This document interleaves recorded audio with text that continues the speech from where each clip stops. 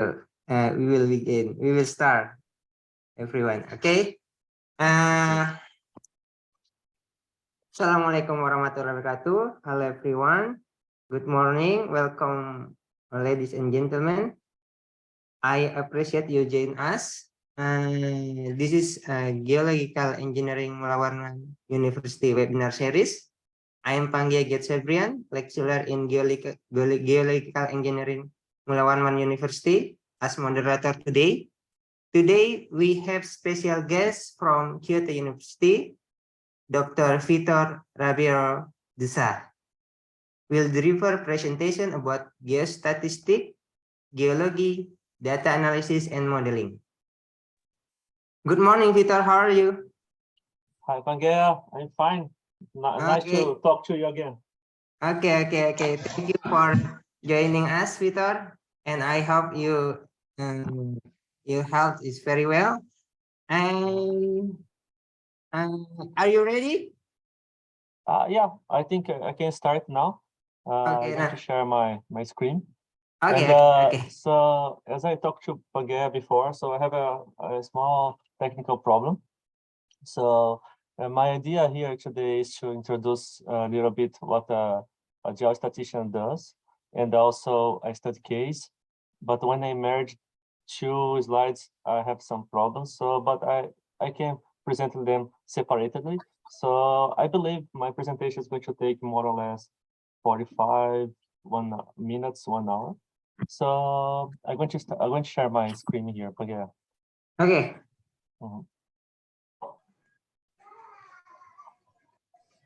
Second.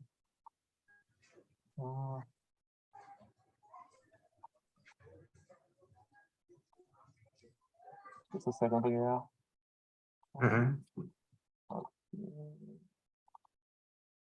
Can you see my screen? Yes, we can see it. Okay. Good morning, everybody. So morning. Yeah, it's a pleasure to be invited to present a little bit about my work and my expertise. So I'd like to personally thank you everybody for being here. And so my name is Vitor. I'm Brazilian. So currently I'm an associate researcher at the Laboratory of Environment and Geosphere. So, and just, can you see my camera, Pangea? No? Is my camera working? No, maybe not. Okay. And anyway, I'm living in Japan for more than 6 years now. And I'm part of I graduate in my, as a doctor in laboratory of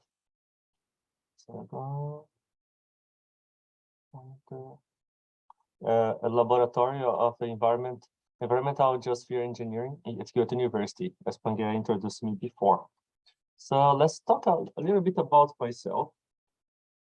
So as I introduced you, so basically I'm a geologist, data analyst, and geostatistician. So I have almost 8 years working in geostatistics, data analysis, data characterization methods applied to a wide range of fields in geoscience. So I'm going to introduce a little bit about my journey. So I graduated from as a geologist from University of Campinas in Brazil. So there I have the basis of geology, since the cycle of rocks, through the applied geology, at least a glimpse of these fields. So it's petrology, structural geology, and geophysics, and some mining, and petroleum, hydrology, and the others expertise in fields in geology. So afterwards, I changed to take a master course in University of São Paulo. So it was, to be honest, it was my first time I had experience in geostatistics was in my master's degree. I have when I was undergrad, it was a very short work in geostatistics. It was interpolations, very shallow methods, but it was very interesting. So in the masters, I could apply some stochastic methods and the estimation methods to hydrogeological data in two aquifers in São Paulo state in Brazil. So I could I could perform like generate 3D spatial characterization 3D spatial characterization of aquifers in the state of São Paulo. So in 2000, actually I came to I think I committed a mistake here. Actually, it was yeah, as I graduated in 2016 in University of São Paulo, and I graduated in University of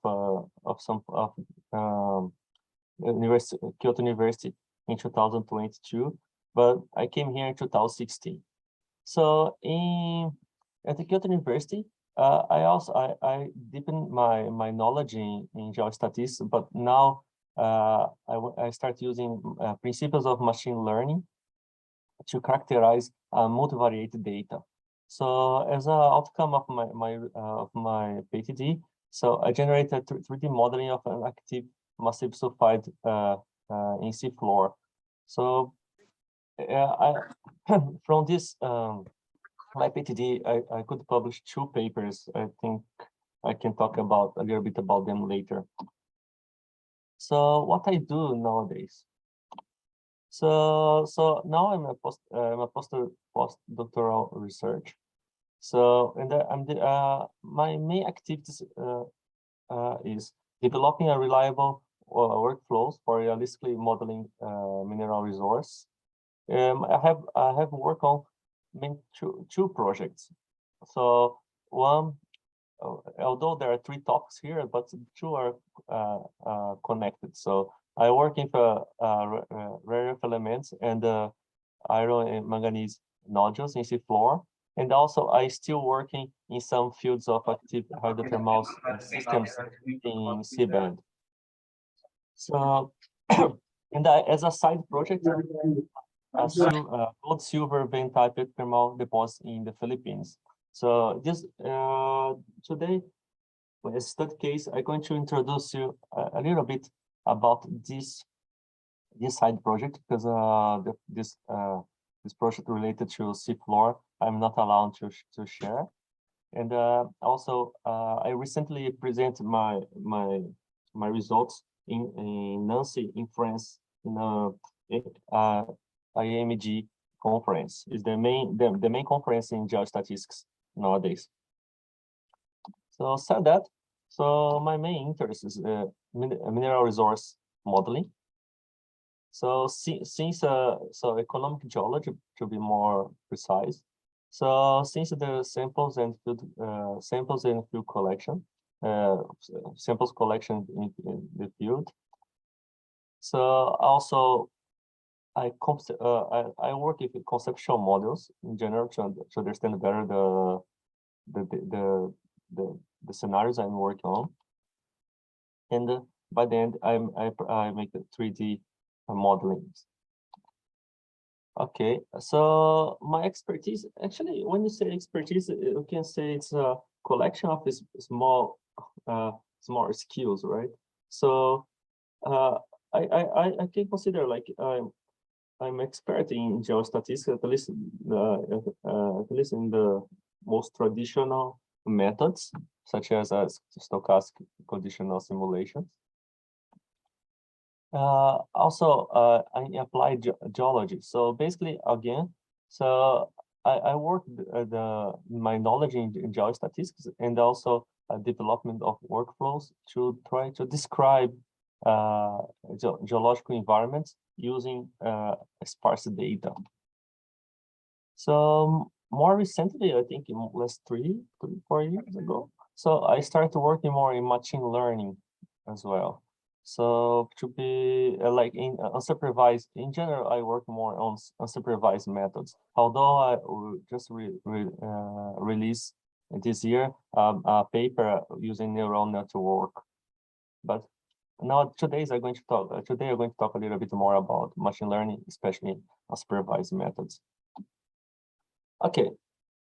Oh, 1 second. I think skip some seconds. I think oh, I think I have some problems with my slides. I'll forget a second.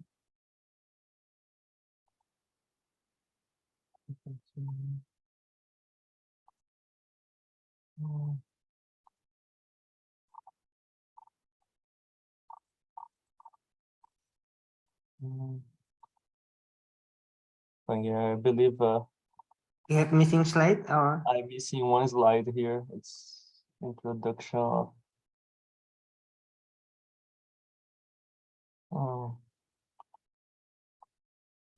yeah. I don't know. I think my computer is getting too old. Okay, And, no problem. I think I'm missing a very important slide before. Oh, I think it was the most interesting Boston. Second, okay.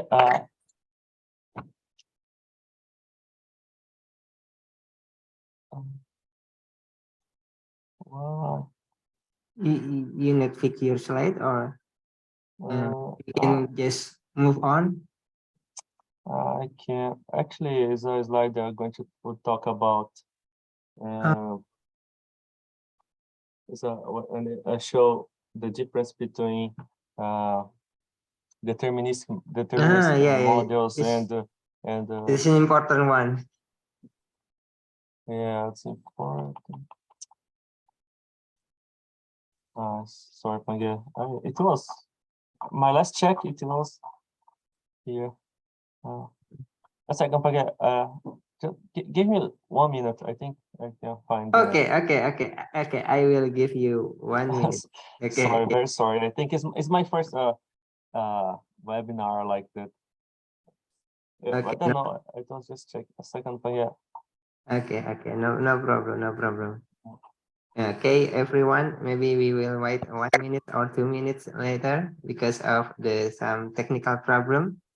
Maybe we can see our video from Geological and Engineering Mulawarman University to waiting our guest to prepare the presentation.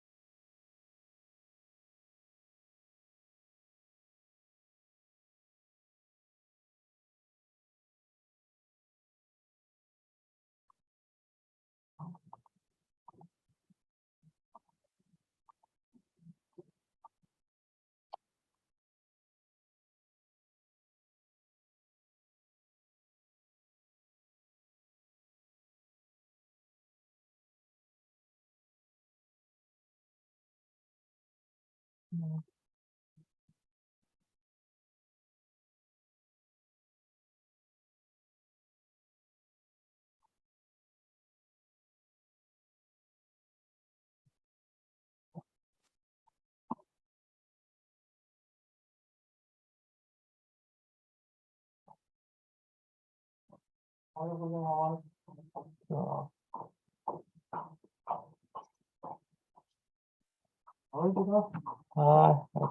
have a technical. I'm presenting actually.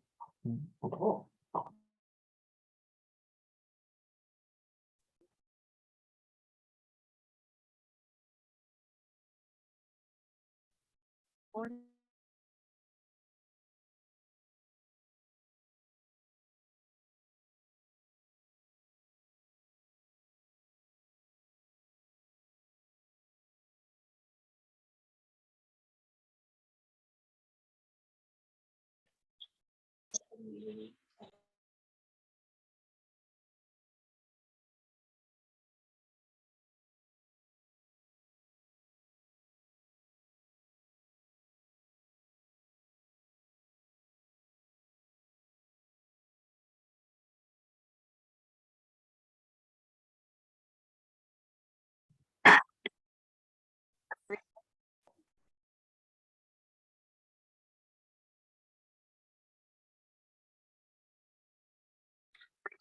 Vitor, how is it? Are you ready? Yeah, I think accidentally, I don't know what happened. I deleted, but it was two slides that I worked long time Okay, on okay, that should make more. okay. But we can just move on, or Yeah, you can move on. okay, okay. Okay. Yeah, just share your screen and we can Okay. continue our presentation. Sorry, yeah, let's a second.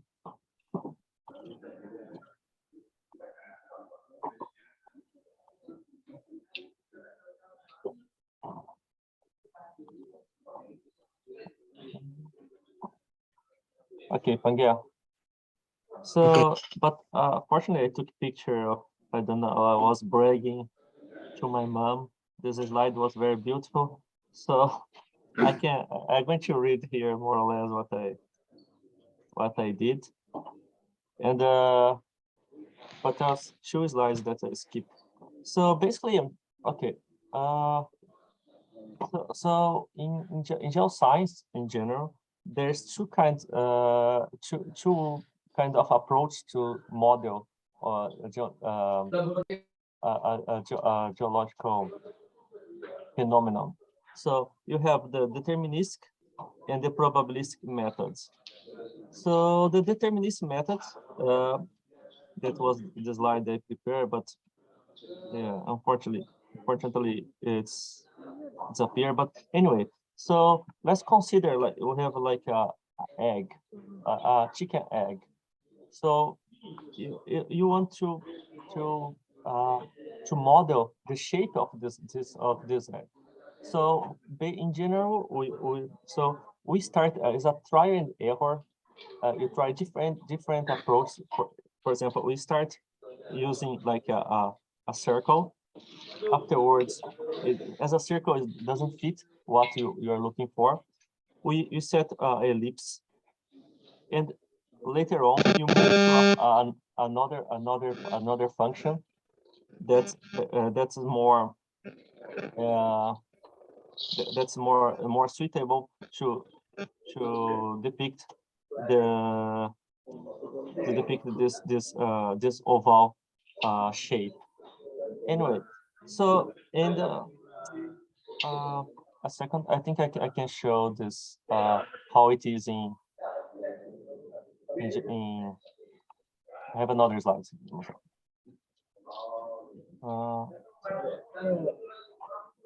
Second again.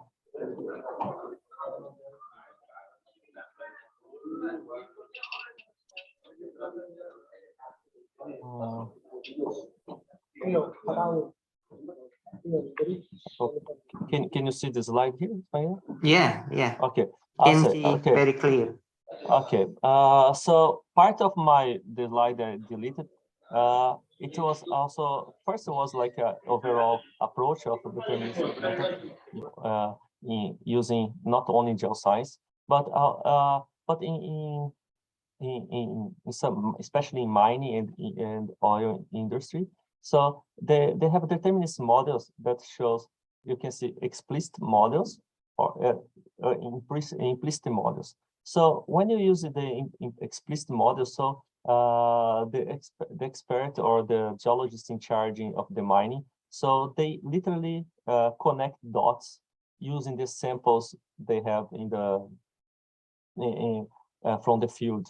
So it's, of course, it's rely on geological expertise. However, you can't measure the main feature that's more important for any project in geoscience, the uncertainty. So, and also, but you also have the explicit approach.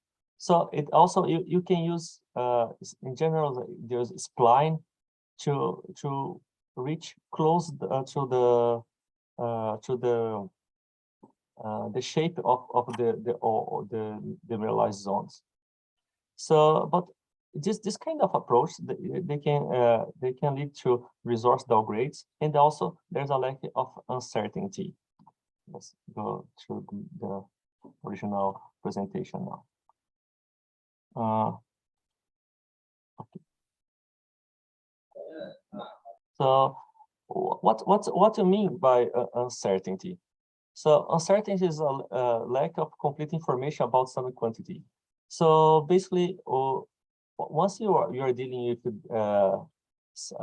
samples from an entire area, in general, this data is sparse. So so the main sources of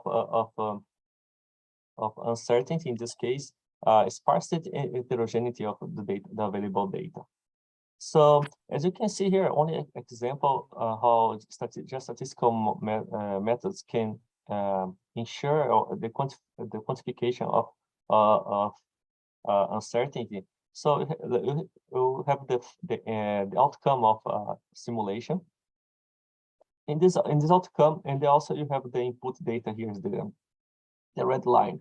So using when you plot the cumulative distribution function, you can make sure that our data is your results outcomes somehow depict or is close to the input data.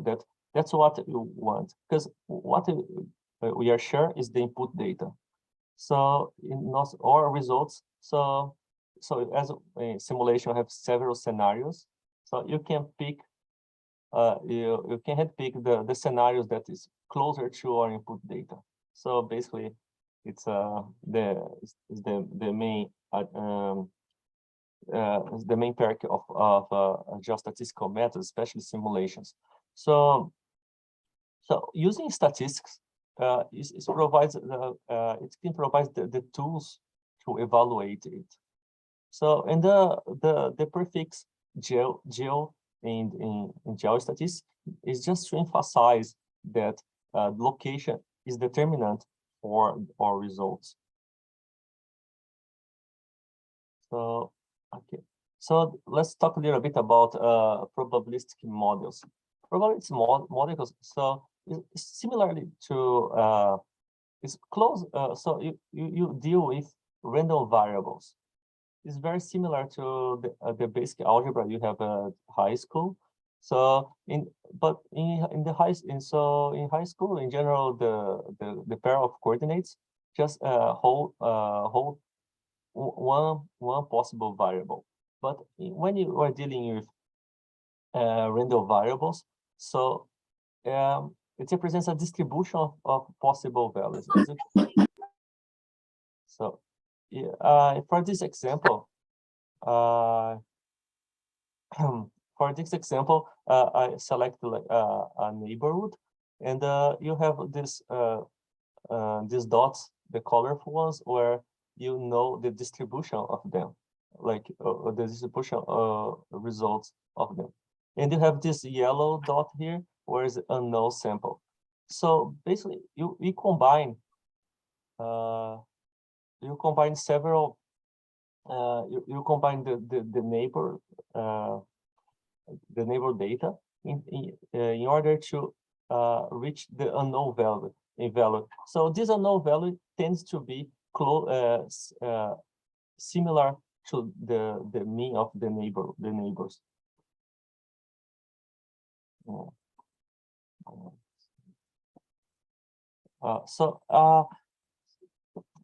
there's, I don't know what, I think my computer is getting very slow, so the transitions are not as I expect.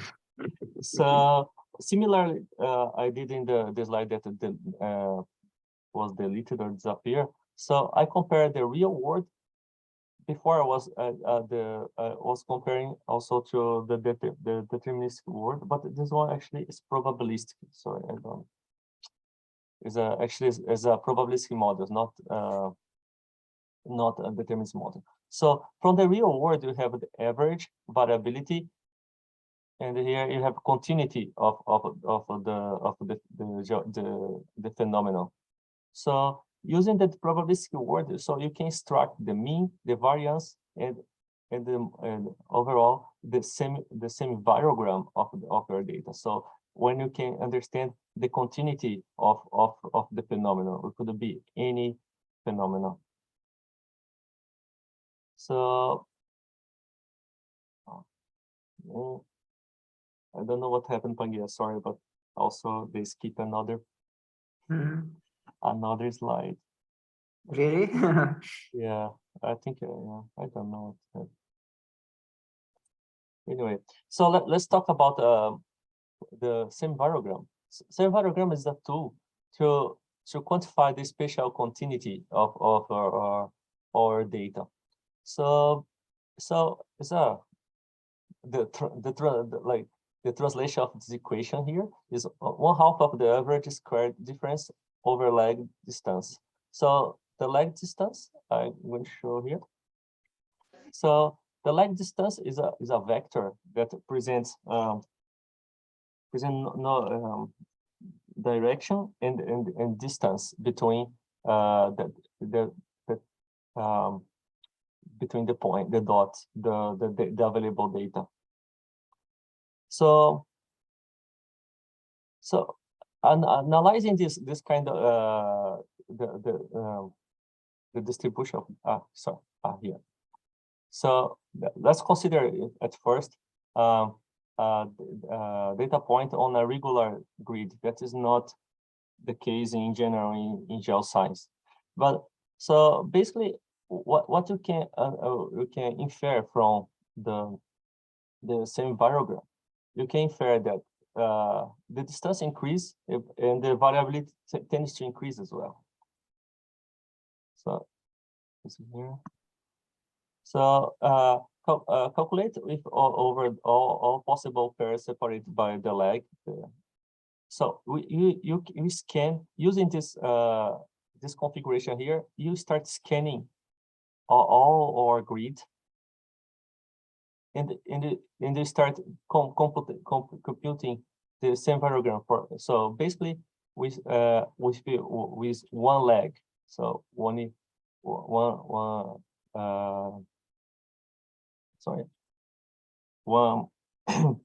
so using this length of use. Second, you compute 2 legs, 3 legs until you find some structures such as the seal. So the seal tends to be the normalized variance of or the available data, the input data. So in the point you reach the seal is called range. So range, it shows divides or same variogram in 2 different words. So it's the correlated field and uncorrelated field. So until the range, you can say that till this distance or data have some there's some there's some correlation. So also is another feature that is very common in the same variogram is this discontinuity in the same variogram, discontinuity in the origin of the same variogram. So you call it nugget effect. So its nugget effect is a direct outcome of the variance of at short distance, and also some in general, because we have also clerical mistakes when they assess the in general, for example, the geochemical data. So it's the main reasons of this negative effect. So because if you use any for other formulations, we expect that the origin of our semivarogram start here, but the owing to the short distance, because sometimes our data is in shorter distance than the lag you set. So let's consider here what if you have a like irregular space data. So Geostatistics is very flexible in this case as well. So basically, you can use this window of searching for or to compute your semivarogram when you have irregular data. So you set the distance, and also you set a tolerance of distance. So basically, in general, is half of the lag. So basically, is 1 point. So it's 1 lag, 1.5 lag, or half lag. So it's you search for new points. So also you have the azimuth. So when you scan all the grid, you try to find the directions of more continuity, like as you can see here. So basically, you have here the var map. So basically, you can find the directions of more continuity is this is any 18, and less continuity in general is always perpendicular to the longest continuity. So so when you search, you find the main directions. Is very important for our model. So by the end, so you compute the semivarogram, and you find a suitable model for the semivarogram. For the purpose of this, because our time is a little bit short, so I'm not going deeper in the models you could use. But I think in the next opportunity, I think you could talk more about the choice of the model for each semivarogram. So again, so as you there's another 2 words in the traditional geostatistics. So you have the estimation and simulation. So estimation methods, especially kriging methods, so they show local trends. On average, it provides as close as possible to the unknown value. So it also honors local data and tend to smooth the data. What I mean when smooth the data? So it's underestimate high values, overestimate low values. So it's in general, in my experience at least, when I start using when I have any new data, my first approach is always trying to use estimation method, in general ordinary kriging, just to see the local trends in the model, in my model. So it's going to drive me to understand more like where the anomaly, or I don't know, in general the mineralized zone is, although the uncertainty is not the best to be depicted in this kind of approach. So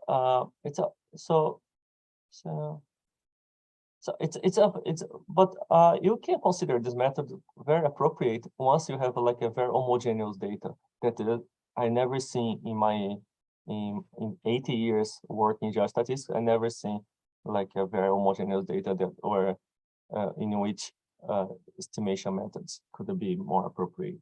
So simulation method, on the other hand, so not only honor the local data, but also reproduce the histogram, honors the spatial variability, so the data, and it can provide the assessment of uncertainty, as I'm going to show in the study case I'm going to present next. So the trick here in the when you use simulation, so it provides several scenarios for our data.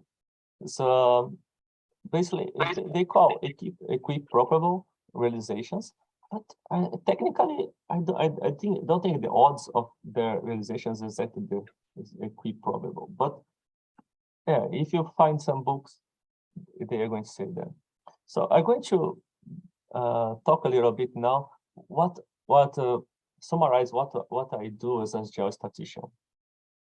So as I told you before, so my main goal here is to develop reliable workflows to realistically modeling mineral resource and employing machine learning and the statistical methods. So when you say machine learning is I think is a fancy way to say applied statistics. I think every 10 years they rebrand.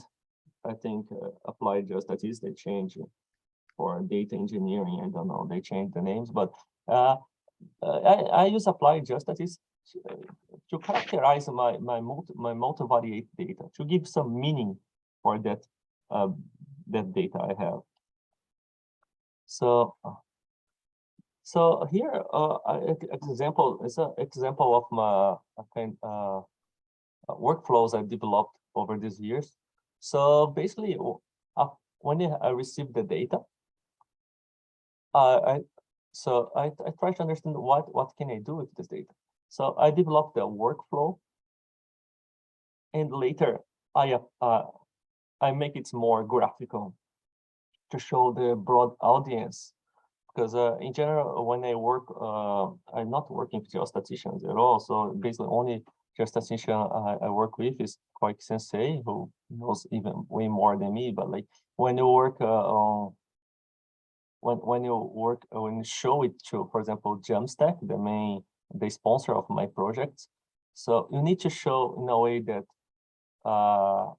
engineer or biologist could understand what we're doing, at least get a overall picture of what we're doing. So I developed a practical workflows as well. Okay. Sorry again, because I don't know what happened, but like the transitions, the animations of my slides are not working properly. But anyway, so when we receive the data, in general, they are very badly organized. So as I think everybody has a kid here or were a kid before and had the Lego before, I always consider when my data arrives, it's like I'm stepping on Legos, pieces of Legos, because it's very painful to see like all that data and better organized, and you need to find it. You find the connection between them and also how to visualize them. So it's the main step. So the second part is like you plot the data to understand the distribution, the distance of the data. Afterwards, you try to understand what's the genesis of the project, the genesis of this kind of deposit. So it's like I dive 1 or 2 weeks on literature to try to understand how is the mechanism of deposit and transport of this deposit. And the last the last step, I try to make a conceptual model, considering it's like I show in the deterministic model before. I just connect dots. So just to give me a overall idea what to expect from the data. So the second part is the sort, arrange, and represent visually the data. So we call in geostatistics, you call more exploratory data analysis. So where you use like no-brainer steps. I mean, just trying to see what's the correlation between our data. Afterwards, trying to select which data will be more meaningful to show to reach our goals. And also again, you start using category. You try to understand not only the continuous data, I mean geophysical or geochemical data, but also you try to understand the indicator categorical data, for example, lithologies or degrees of mineralization you have in the area. So the last step is like how to you need to explain, so make a story. So it's the part where geostatistics start playing. So you try to understand the so after understand the spatial distribution of the data, you go to the models, application of the methods, and also and finish it with a geological interpretation. So it's always by the end of this process, the question is like, I don't know if my model is good or not, or is like, or my is insufficient data available for me that time. So that's why you have uncertainty, at least even if you're not sure about if the result is realistic, but at least you can show the uncertainty in our models. So we can basically, you can decide if it's useful or not. Because as I think everybody who works with models here, they already heard about like every model is wrong, but some of them could be useful, right? So yeah, it's the main premise of geostatistics as well. Okay, I think I got now. I'm going to skip to the study case, and I have but I don't know what happened. So I'm going direct to the presentation. I did last in August in France.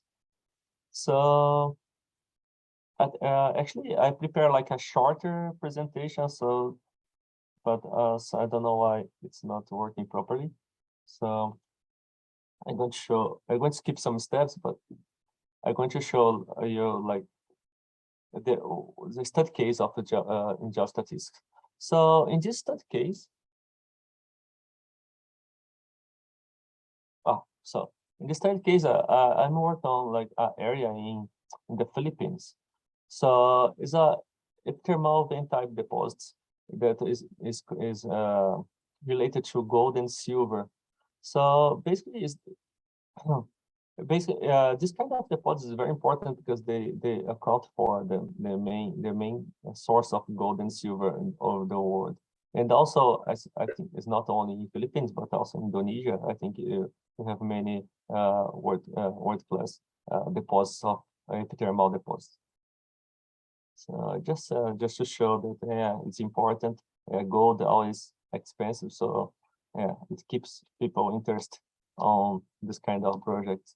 So what's the main challenge in this kind of projects is to understand the how can you illustrate, how can you especially demonstrate the mineralized zones, because our data basically, as you can see here in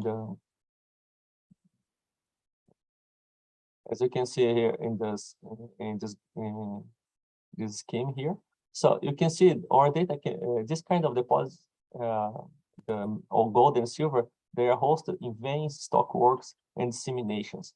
This is in general, they're very tiny, small structures to be modeled.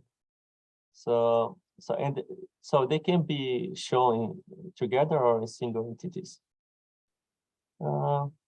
So once, if you don't take account the anisotropy or the direction of continuity of this kind of mineralization, so basically you're going to totally have a different outcome. It will be like a massive sulfide outcome. That is not the case at all.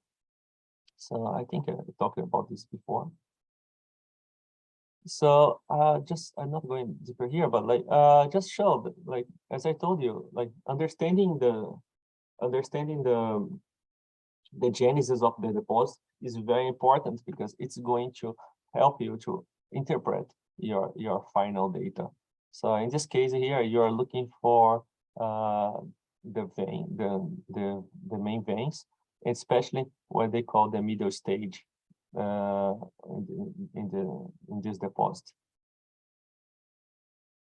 So yeah, this part here, so is I would like to show you a little bit step by step how I do my work at least. So you have you always plot the data.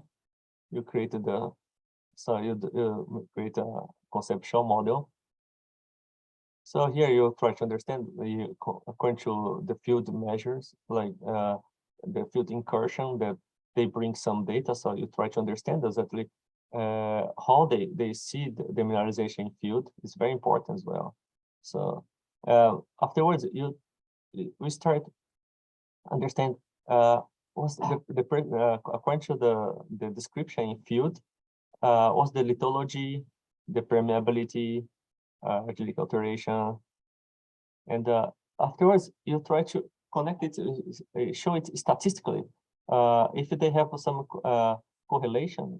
So as you can see here, especially for gold and silver in D and E, you can see the middle stage, as we expect, host most of the gold, while for silver you have like a increase, a little bit, a small increase here in silver in the middle stage as well.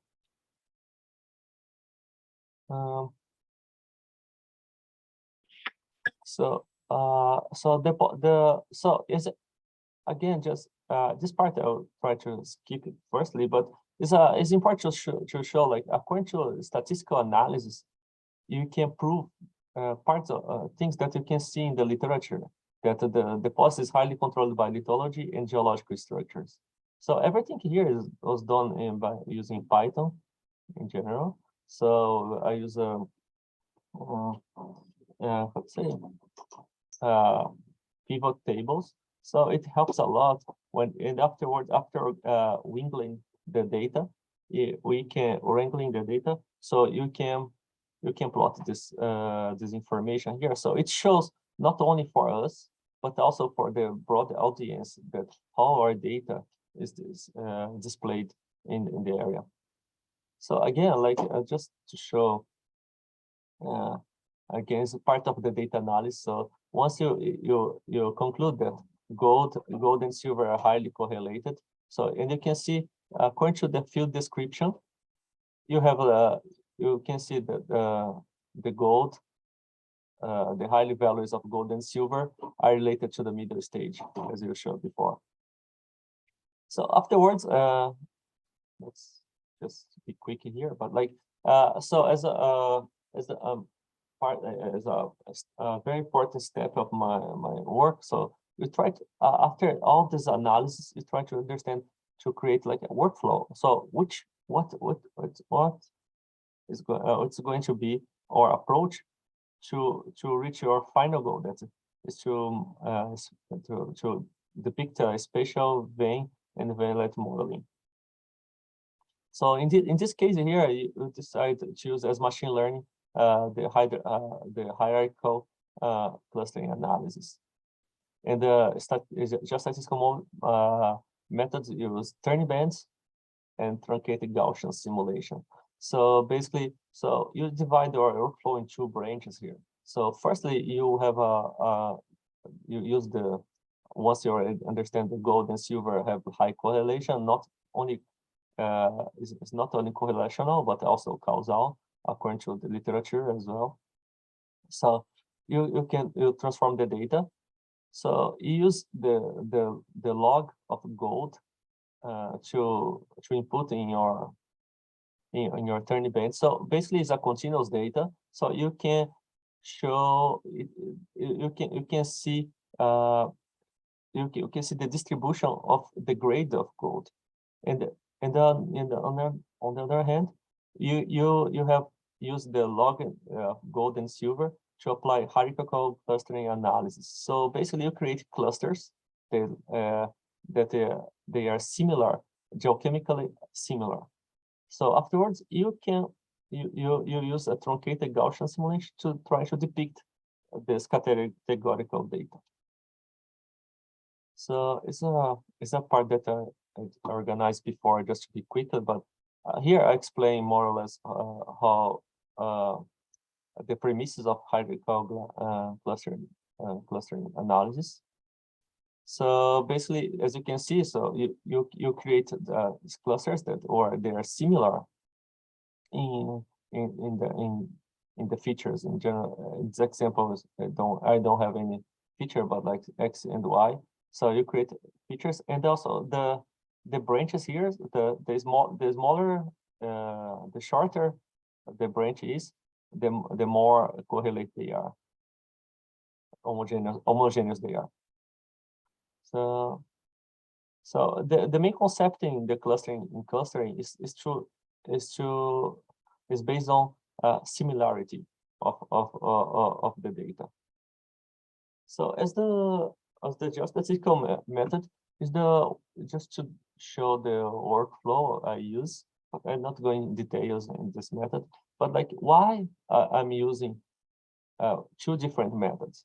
So one is turning bands, because it's more suitable to interpret the genesis of the project, the side area, the study area. Sorry. While truncated Gaussian simulations, they are kind of a picture of how the deposit is right now. So as I'm going to show at the end, you're going to understand better what's the difference between turning bands outcomes and the truncated Gaussian simulation.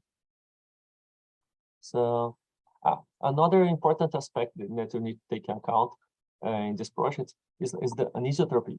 So we know by field studies that the veins could be interpreted as tabular structures, and they have a strike and dip already measured in field. So then you need to set your model to try to model these tiny structures according to this anisotropy if they found in field, and also using the var map I show first. Also, you can confirm that, yeah, it's true. It's also our data shows the same trends. So just show now you're going to results in discussion. So, but very shortly. So basically here you can see the dendrogram, the main results of the main plot of the clustering analysis. So, but the question remains like, how many clusters could be more suitable for us? As experience in the literature also says, like more than 4 clusters is very tough to handle.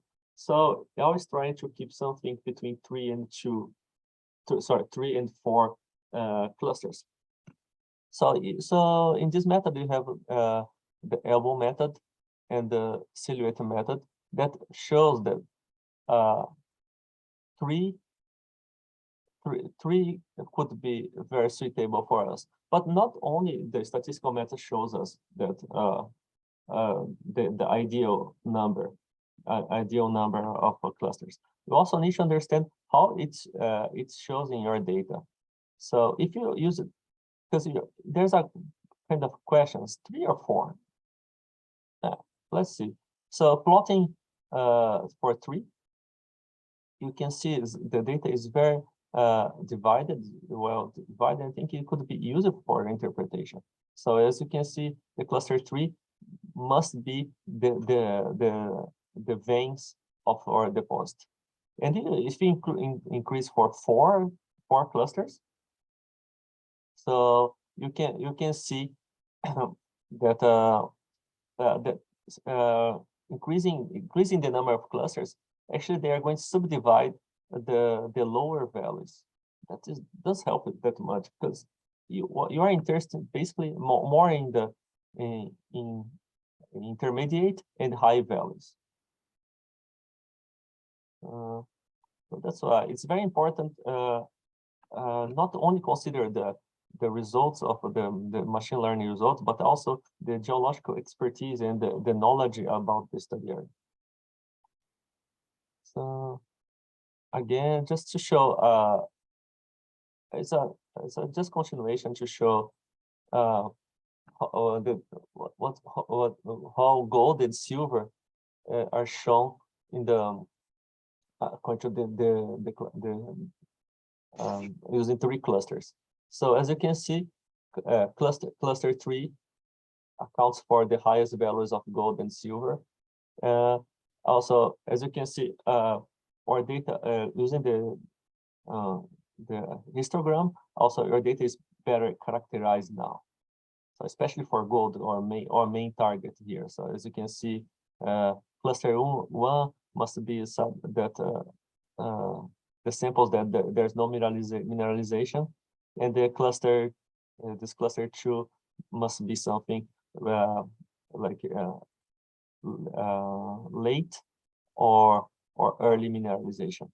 So also you can try to understand the distribution of these clusters in the according to lithology and the mineralization. So as you can see, cluster 3 accounts for the main stage, the 3 stages of mineralization, and also cluster 3 also accounts for the lithology that is on the top of the area. So as we expect. So again, so just to show the trends of the field, what the geologists found in the field and our clusters. So as you can see here, especially in the peak of this hill here, they show similar similar behavior. For example, cluster 1 seems to account for the not mineralized data, while 2 and 3 must be the veins or the halos around the veins. So now about the geostatistical part. So basically, you transform our data for Gaussian scale. So transform the data to a Gaussian scale. So you mitigate the trends in the study area, especially because you are working in veins, or they have like the main grades accounts for very tiny structures. So using the Gaussian scale, you can mitigate these trends and smooth a little bit to the semi-variogram. Here in the semi-variogram, so you have 2 directions. As you can see here in the anisotropies, you decide to use. So as I call is a omnidirectional structure here. So it's U and V, and you have the perpendicular structure, the perpendicular direction to this plane is W. So as you can see, it's a kind of what you call zonal anisotropy. So as you're talking about a tiny structure, so the main difference here is the variance in each direction here. So using analyzing this how fit or models are. So use the cross validation. So cross validation, as you can see, some low values have been overestimated, and low values have overestimated. It's not good.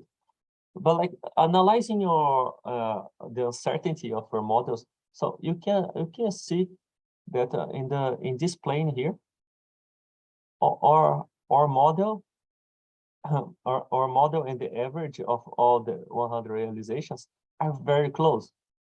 So locally our model is very precise, although in the thickness of these veins is not too precise, but the length of our veins could be well depicted according to this assessment of uncertainty. However, globally, as you can see, our models are underestimating the deposit. Okay, you can say, oh, it's not good, right? But once you are dealing with tiny structures and you are focused on this the anisotropy in this area, so you can understand that, okay, you can't make a decision about the tonnage of the area, but at least to depict where you can find the structures you want to mine, it's okay, it's suitable. So let's jump for the truncated Gaussian simulations here. So the truncated Gaussian simulation is based on the proportions of the categorical data. So cluster 1, cluster 2, cluster 3. Yeah, I'm not going to explain very well these same parograms here because it's take a long time, because I think I need to introduce other concepts that don't have time now. But let's go to the assessment of uncertainty of the OR data. So as you can see, so you have the outcome and you have the hierarchical Gaussian hierarchical cluster analysis, called HCA input, and also you have the final model.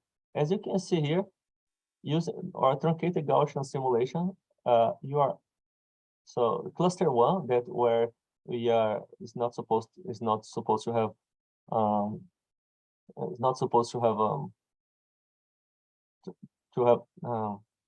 have mineralized zones, is increase a lot in proportions, while the cluster 2, cluster 3, that's where you expect to find the gold and silver, decreases a lot.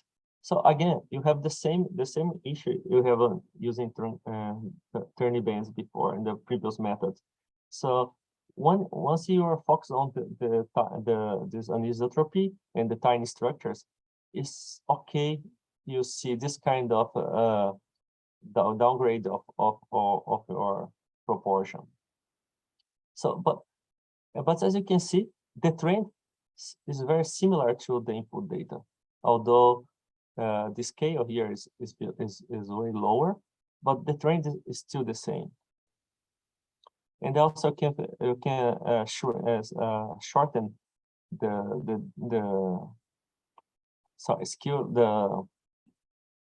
the distribution of the cluster 2, cluster 3, and also you have exponential increase in the increment of the cluster 1, where it's not supposed to be mineralized zones.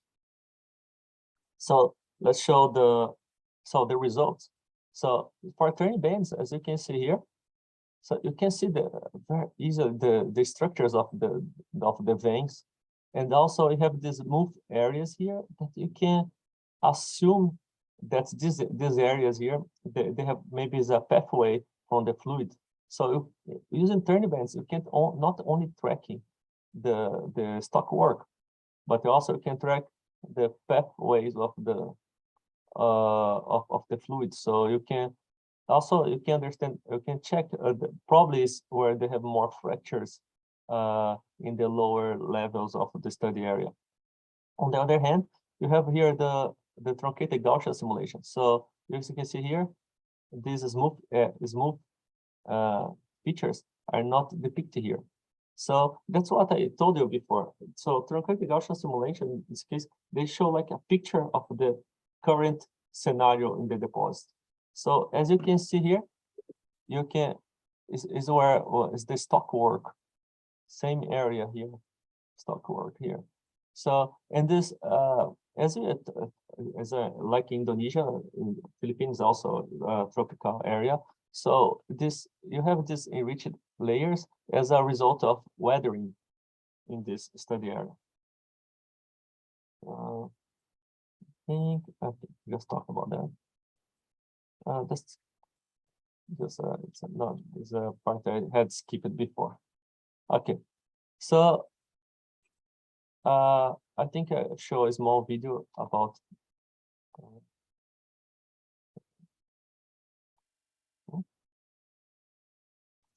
supposed to be a video here. So, so as you can see here,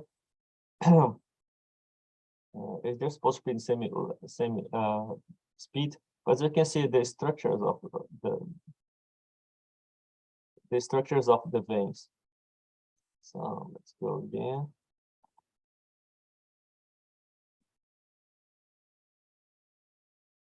So basically, as so in the turning veins, you can see not only the veins but also the smooth areas. And while in the truncated Gaussian, you see only the structures of the current deposit.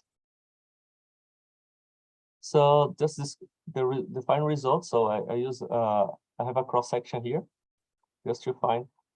So is the final interpretation. What you can see in the it's my my updated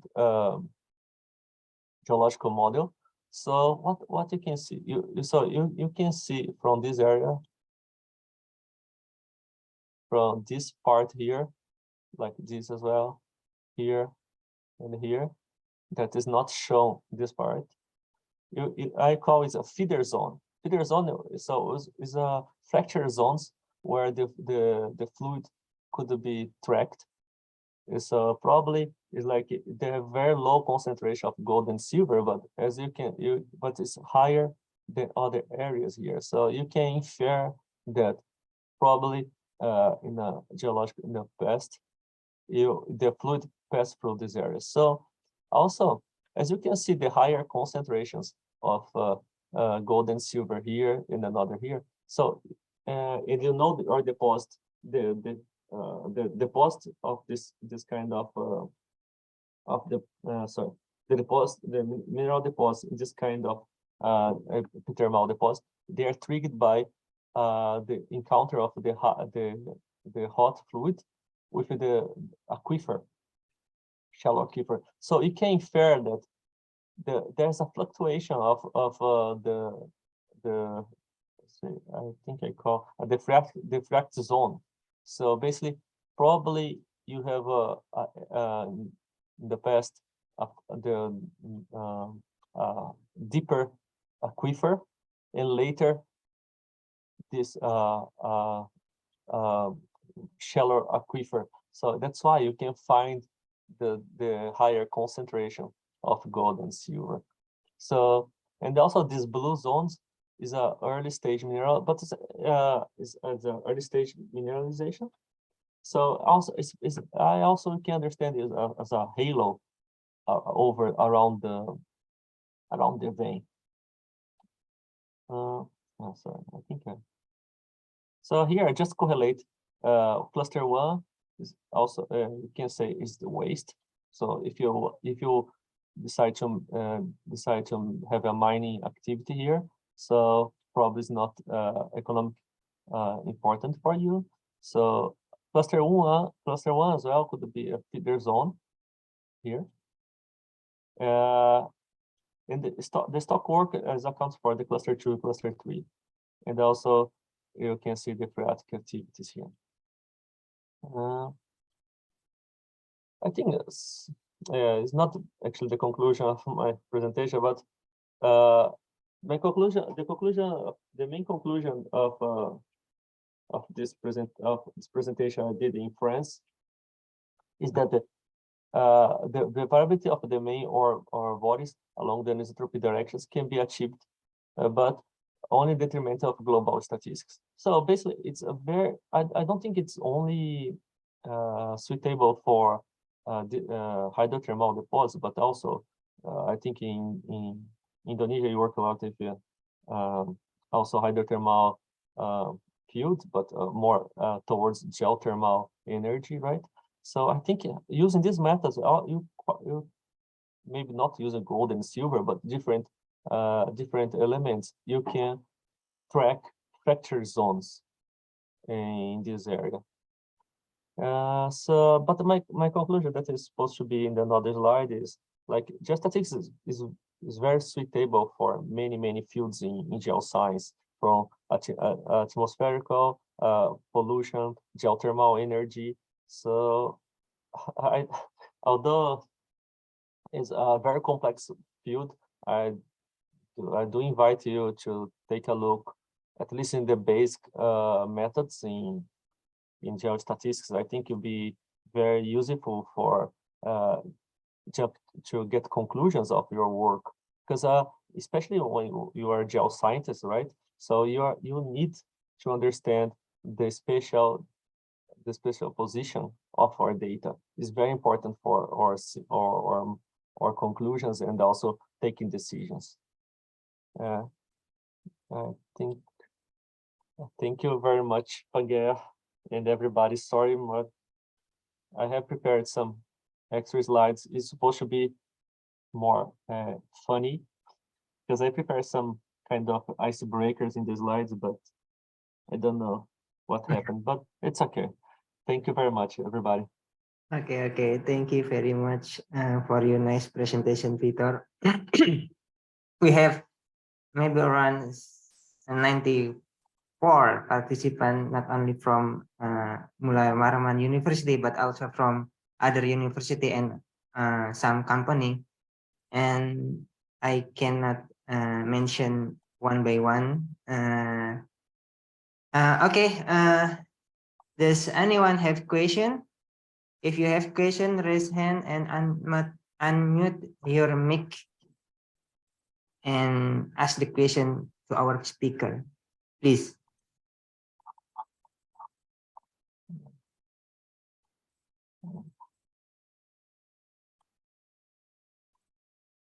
Anyone have question? Or you can writing in our chat box, so it may be easy for you.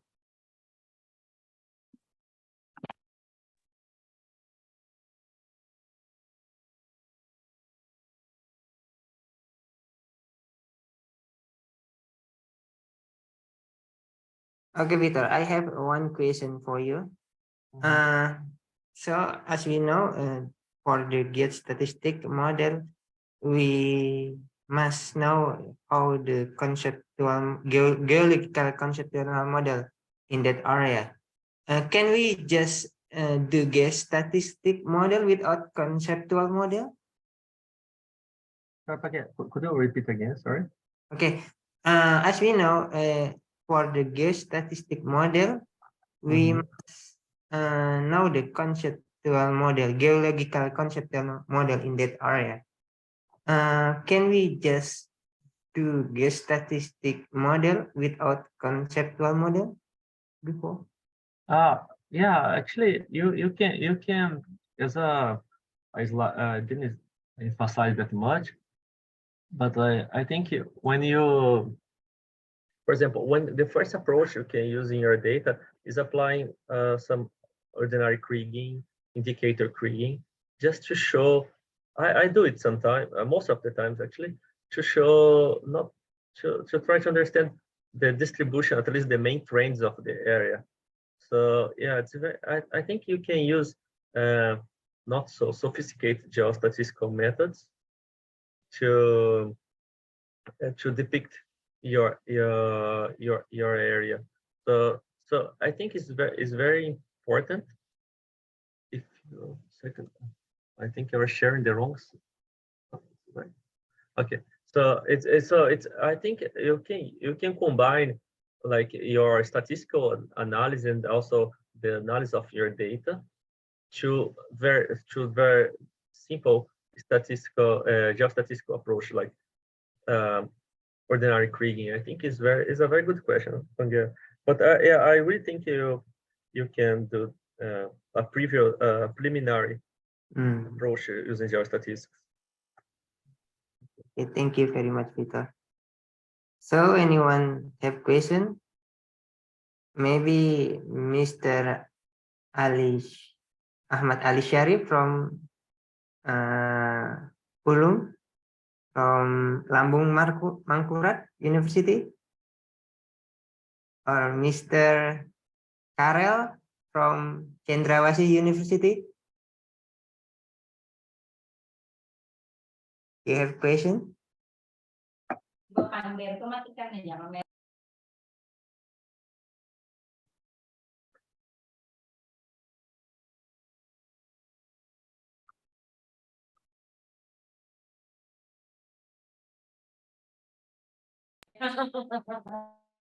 Okay, Mr. Ari.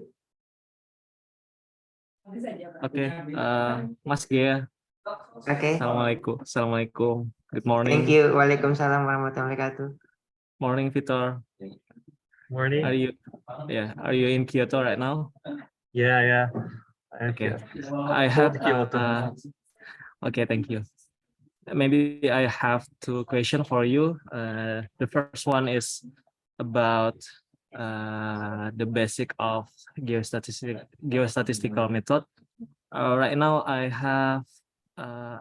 just confused how to determine the semi-variogram, or how to make the good semi-variogram for the model. That is the first question, and the second one is, have you experience about the correlation, the geostatistical experience with the different data? The first data, for example, is the spatial data, and the second one is the non-spatial data. Can we correlate it? Can we correlate the spatial data and the non-spatial data for the geostatistical simulation? Okay, that is my question. Okay. Thank you, Thank Vitor. you for your questions. Very interesting questions. So about the first question, the semi-variogram, I think the best fit is always when you have a lot of data, right? But I know it sounds very obvious answer, but it's not, in general, is not what you find in your data. So especially when working on mineral resource, when they go drilling area is very expensive. So when they go to field, they tend to drill more where they think is more enriched in that mineral of interest. So that's why. So in general, you have clusters of data in one area. Also, a very sparse data that is not enriched in that mineral or element that you are looking for. So in my experience, the best approach for in mineral resource especially is using the declustering methods that of course I didn't mention here in my presentation because it will be like maybe more 1 hour talking about the methods and the perks and the cons about this method. But I always in my experience, I always try to find I use correlogram also to find the best size, the length of legs in my study area. But also it's like it's another very complicated topic. But yeah, but account for the your second question.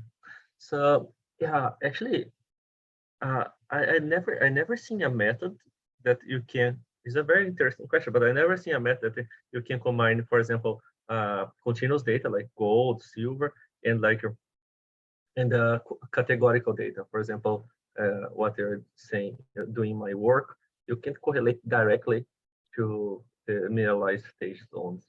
So at least in my experience, I never seen this method.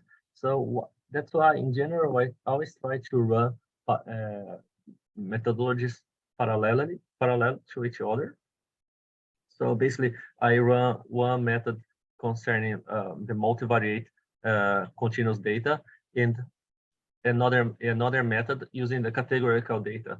So by the end, I try to combine, but using geological knowledge, the outcomes of the categorical and the continuous data geostatistical methods to show updated geological model. I don't know if I answered your question, Ali. I hope. I think. Thank you, Vitor. That's enough for me because it's Thank you, challenged me. Yeah, it's very challenged me when I met the data from the not spatial continuity data, and we have to correlate it with the spatial continuity data. Thank you, Vitor. Thank you, Ali. Thank you, Mr. Ali. Yeah, everyone, have question? Yeah. Another question? If you have another question, you can raise hand or you can directly open your mic and video camera and ask question to our speaker.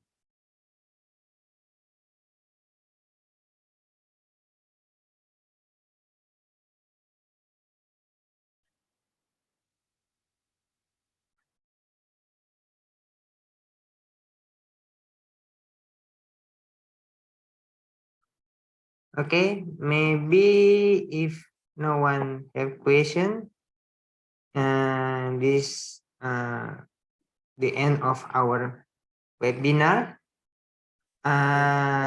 Thank you very much for our speaker, Mr. Victor, to presentation in our webinar, and thank you for everyone to join our webinar, and we can meet again to another webinar series. But before we finish our webinar, we want to invite all participants to take a picture. So please open your camera and we will take our photo. Second. You should get the Yeah, camera here. open the camera. Yeah. I think second. It's finished. No, I don't know why my computer is leaving me. Or you can join us with your phone, Vitor. Yes, second. I think it's Just click the link. sorry everybody. I swear I prepared slides like a little bit funnier than that. But the icebreakers. Second. Okay. Second. Okay, it's going.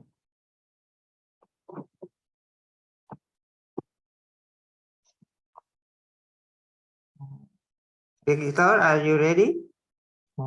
Second, that's going. Oh, I think I am there. No? You already there? No? Yeah. Yes, me. Okay. Maybe we will take several pictures because we have several page for our participant. Okay, page 1. Yeah, ready? 1, 2, 3. Once more. 1, 2, 3. Okay, we move to another page. Wait a minute. Page 2. 1, 2. This is Vitor. Yeah. Page 2. 1, 2, 3. Once more. 1, 2, 3. Okay, another page.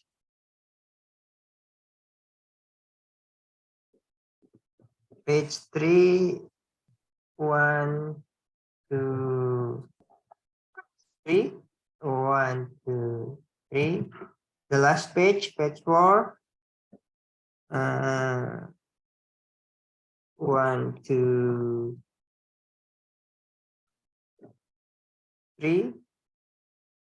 Once more. 1, 2, 3. Okay. Okay. Okay, Pangea, thank you very Okay. much. Thank you, everyone. Thank you, Thank you very Vitor. much, guys. Everyone.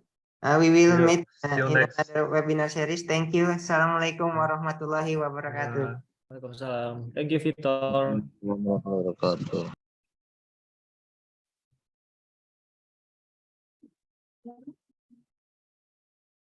Thank you, Mas Gea. Thank you, Mas Arif. Apa kabar, Arif. Mas? Apa kabar, Mas? Alhamdulillah. Alhamdulillah. Alhamdulillah. Selamat Ketemunya datang di ketemunya sini. malah di sini ya. Selamat, selamat Mas bergabung lagi di apa? Melambung Mangkurat. Bukan bergabung di Mulawarman ya.